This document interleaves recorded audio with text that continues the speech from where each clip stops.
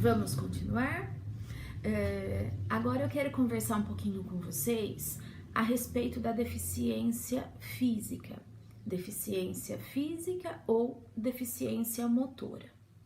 No caso da deficiência física, ela também vai ter as possíveis origens, que são ortopédica, neurológica, uma má formação, uma amputação, uma lesão na medula, uma anomalia na espinha e uma paralisia cerebral. Então essas são as origens de uma possível deficiência física ou motora.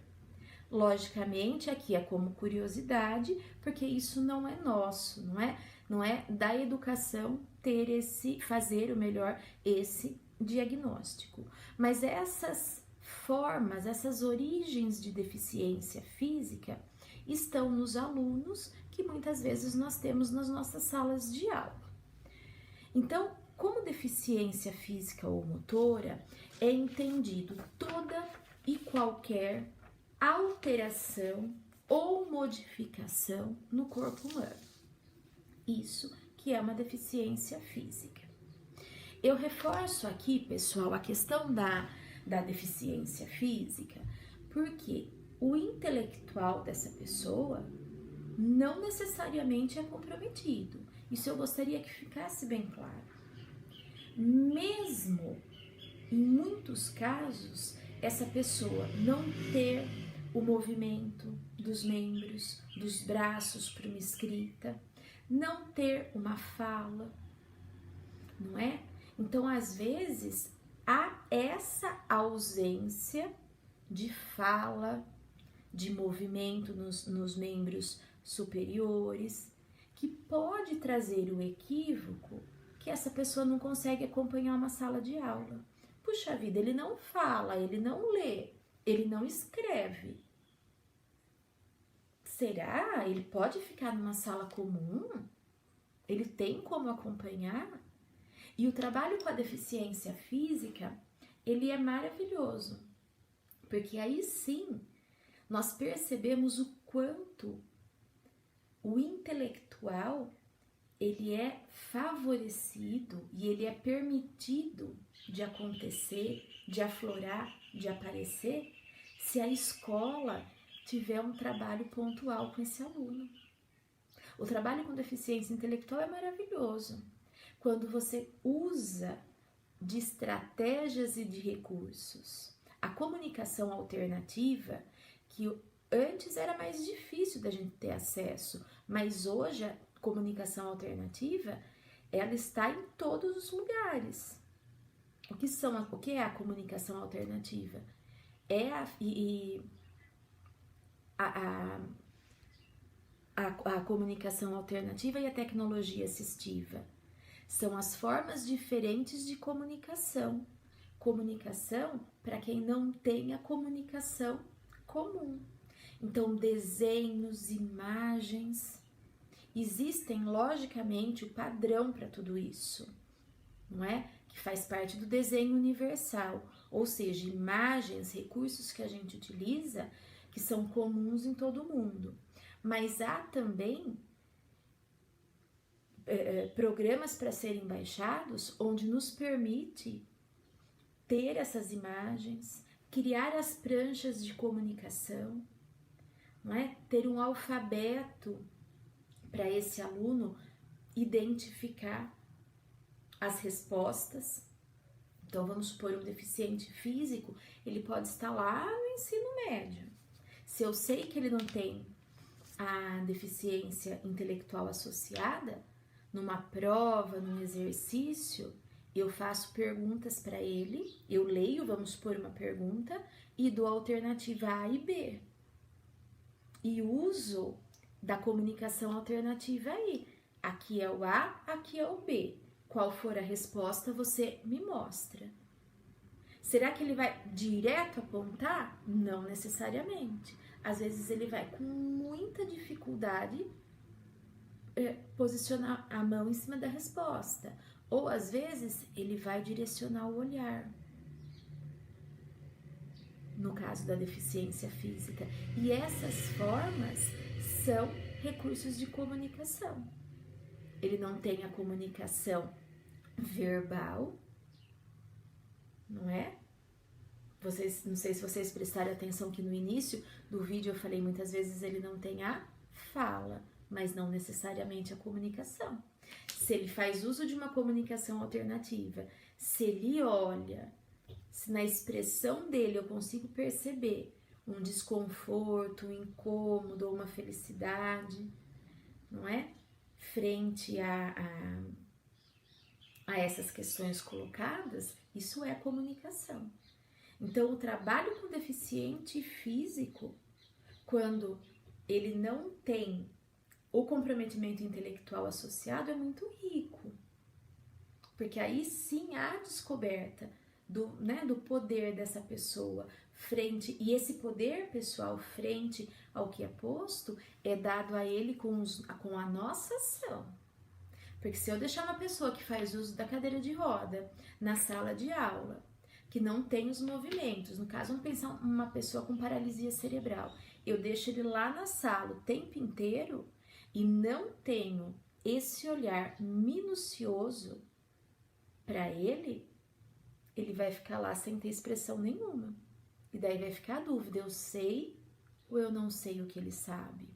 Agora, se eu dou a oportunidade da comunicação alternativa, se eu mostro estratégias, se eu desenvolvo estratégias com ele, que mesmo com muita dificuldade, com uma necessidade de um tempo muito grande para ele procurar resposta, para ele me apontar, ou melhor, me dar respostas, ele me dá essa resposta, aí sim eu propiciono para essa pessoa que, apesar da deficiência física, ele é capaz. Então, há uma necessidade muito grande de um olhar para a pessoa com deficiência física. E quando nós temos esse contato direto com a pessoa, a gente aprende tudo do que ele quer nos dizer. O olhar significa muito, o movimento significa muito, não é? O trabalho com a deficiência física, ele é muito rico. E lembrando também, se a pessoa com deficiência física não tem o intelectual comprometido, ele é apenas uma pessoa com deficiência física ou motora. Se ele tem o intelectual, daí sim ele vai ser uma pessoa com deficiência múltipla. Mas assim, aqui dentro da deficiência física, eu queria deixar bem claro isso para vocês. O fato de termos uma pessoa com deficiência física, onde muitas vezes há ausência da fala, há ausência dos movimentos, isso não significa que essa pessoa está ali engessada para o mundo. Muito pelo contrário. Quanto maior formos a oportunidade de trabalho, de estratégias, de recursos oferecidos para esse aluno, maior vai ser a chance dele se beneficiar da inclusão. Eu digo maior para não ser muito genérica, mas vou ser clara mesmo. Para a pessoa com deficiência física se beneficiar da inclusão, ela precisa sim desse apoio pontual. De nós propormos, oferecermos os recursos para que essa pessoa possa falar uma forma não correta, mas para ficar mais claro, para entender, colocar para fora aquilo que ele sabe, o potencial que está dentro dele, né? Isso não é exclusivo da deficiência física, não é? O nosso apoio junto aos alunos da educação especial, da educação inclusiva, ele tem que existir, não é? Lógico, ele tem que existir sim, só que eu acho que na deficiência física isso acaba sendo imprescindível, é imprescindível mesmo, porque se nós pensarmos em uma pessoa que não tem os movimentos e nem a fala, né? Quando eu digo a fala, gente, isso não é 100% da deficiência física ou motora, tá? Inclusive, ela nem é característica. Há casos que ele não tem, nesse sentido que eu estou colocando. Não significa que todo deficiente físico não vai ter a fala, tá? Mas na grande maioria há ausência de fala, sim. E eu reforço isso porque eu coloquei para vocês as origens da deficiência física e motora. Não é em nenhuma ali o foco é a fala, mas na grande maioria isso acontece. Nas escolas que eu acompanho, o sucesso dos alunos com deficiência física é muito grande. Chega a ser emocionante quando é dada a oportunidade para ele, não é? E depois, muitas vezes, que a escola é orientada, que os profissionais são orientados nesse sentido, eles descobrem o potencial daquela criança, que até então, né, ele era visto como um deficiente múltiplo. Até hoje há essa dúvida. Bom, eu recebi uma criança com paralisia, ela usa cadeira de roda, ela não fala. Ele é múltiplo, né, Raquel? Ele só pode ter deficiência intelectual. E para nós sabermos se há deficiência intelectual ou não, na deficiência física, nós temos que usar todos os recursos de comunicação alternativa e tecnologia assistiva que estão à disposição. Hoje é muito fácil a gente encontrar isso na internet, né? Os estudos e além dos estudos a própria parte prática mesmo, né? De baixar programa, baixar arquivo, né? Então, se vocês tiverem curiosidade, para quem ainda não conhece, tecnologia assistiva e comunicação alternativa. É a forma de comunicação para as pessoas que não têm a comunicação comum. Certo, pessoal? Espero que tenha clareado um pouquinho e que eu tenha conseguido passar a mensagem que eu queria a respeito da deficiência física. Muito obrigada!